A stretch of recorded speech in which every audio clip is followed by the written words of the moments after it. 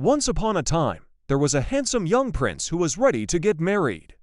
But he didn't want to marry just anyone. He was determined to find a real princess. Not just a girl with a fancy title, but someone who was truly royal, deep down in her heart.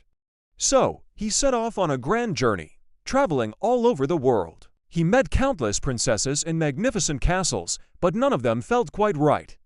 Some were too haughty, some weren't very kind, and others just didn't have that special something that made them feel like a real princess. Feeling disheartened, the prince finally returned home, still single and a little bit sad.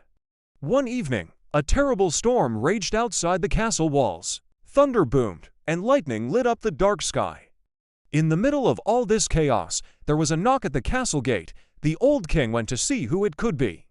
Standing there, shivering in the pouring rain, was a young woman. Her hair was dripping, her clothes were soaked, and she looked completely exhausted. But when she spoke, her voice was gentle. "I am a princess," she said, "and I'm seeking shelter from the storm." The queen, who had joined the king, looked at the girl with a doubtful eye.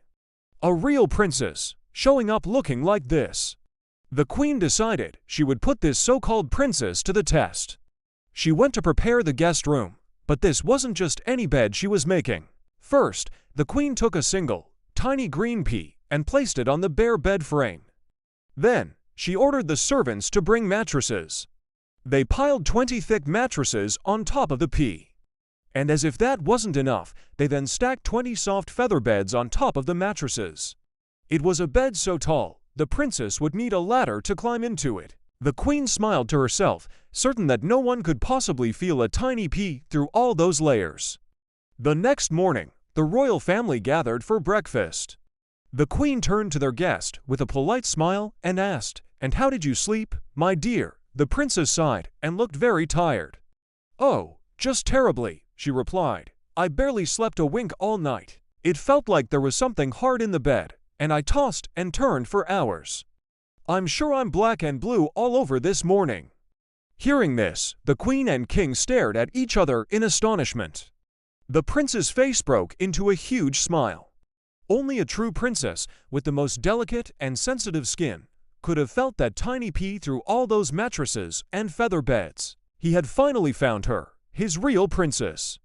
The prince was overjoyed, and he asked her to marry him right away.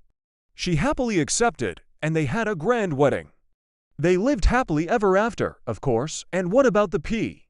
Well, it was so important that they placed it in the Royal Museum, encased in glass for everyone to see. It served as a reminder that true royalty isn't about what you look like